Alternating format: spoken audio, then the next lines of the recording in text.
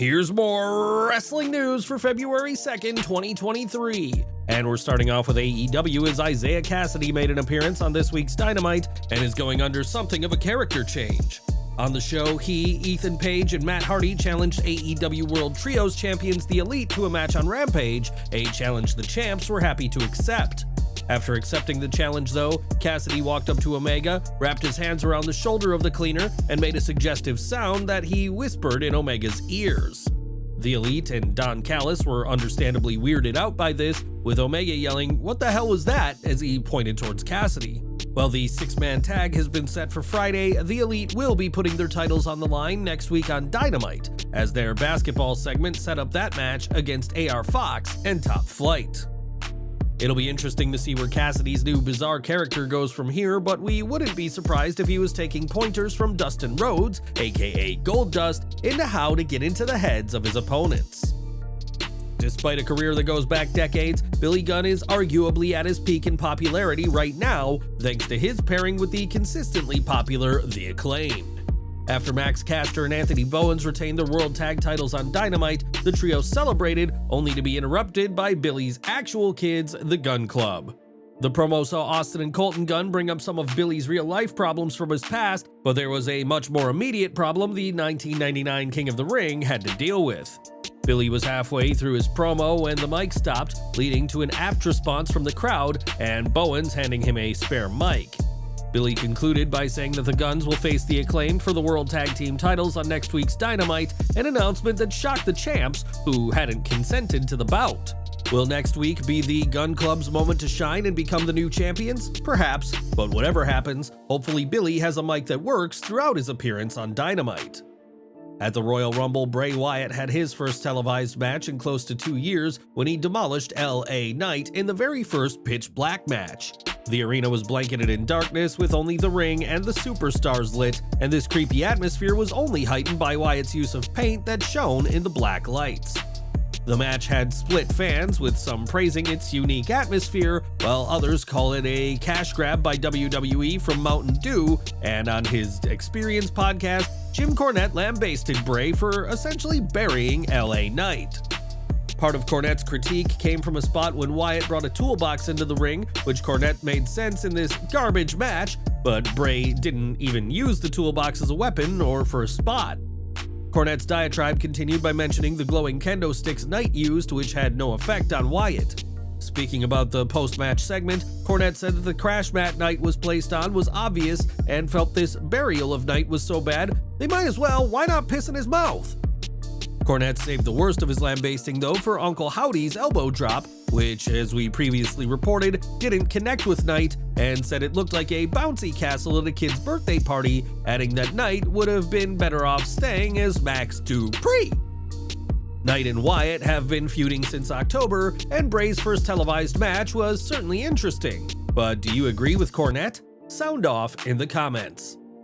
The biggest winner coming out of the Royal Rumble was Cody Rhodes, who now has a WrestleMania main event ahead of him, something that clearly means a lot to the American Nightmare. On the bump, Rhodes spoke about his win and was visibly emotional about what this has meant to him.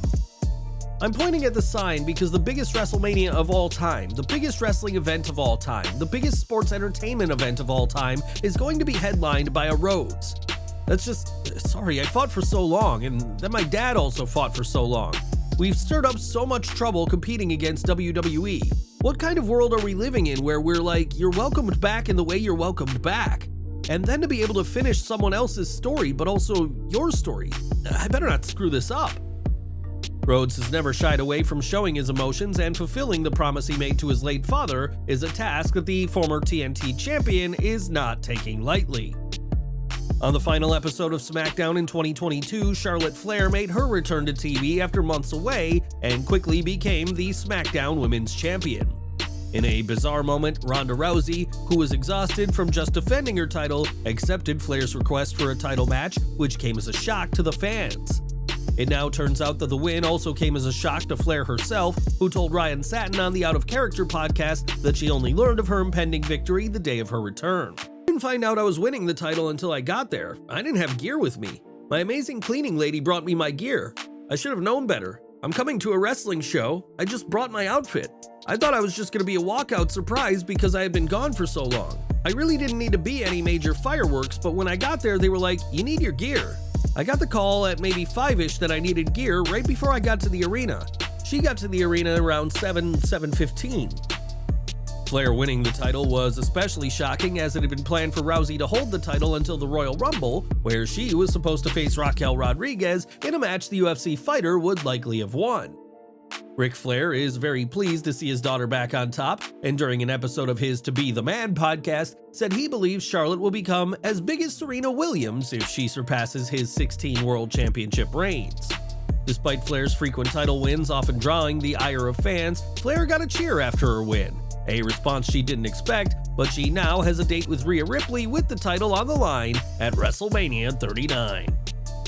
It's been nearly 4 years since Kurt Angle's last match at WrestleMania 35, but if he were to wrestle again, who would he want to face? Speaking on his podcast, Kurt Angle said he'd love the chance to face Seth Rollins, praising his work and saying that the architect should be where Roman Reigns is. And would you want to see this match? Or is there a better opponent for the Olympian? As we all know, Dwayne "The Rock" Johnson is one busy man, which is partly why he won't be able to compete at this year's WrestleMania 39. Not only is the Brahma Bull a leading man in Hollywood, but he also works both on-screen and behind the scenes on Young Rock, and also has the XFL kicking off in a couple of weeks. Now Johnson has yet another role to his name, as it's been announced by the Recording Academy that the former WWE champion will be the host of the 2023 Grammy Awards later this week. The Rock is no stranger to singing, as he won over WWE fans with his Bars in the Ring, and provided his booming voice for You're Welcome from the Disney hit film Moana. From Tech Nine to Wyclef Jean, Johnson has worked with plenty of artists in the past, and now the Great One will bring it to the Grammy Awards on February 5th.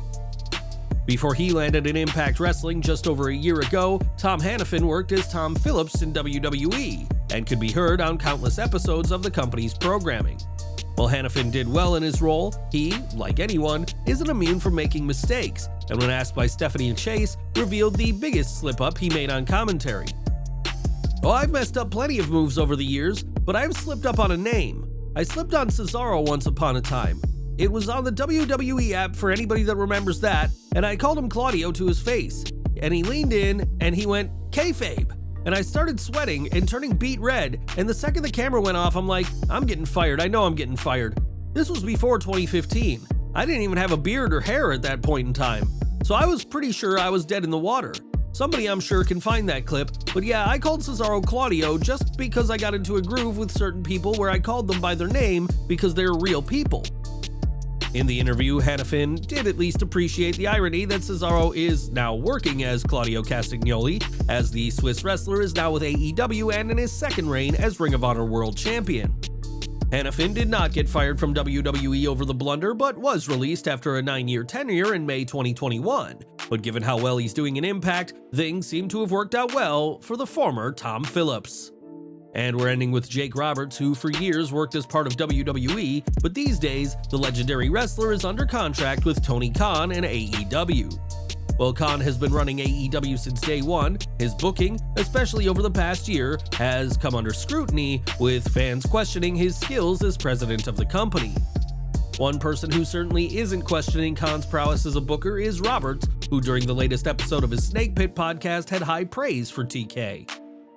Well, it wasn't Vince's kindness. Tony Khan is very kind. They're completely two different animals, they really are.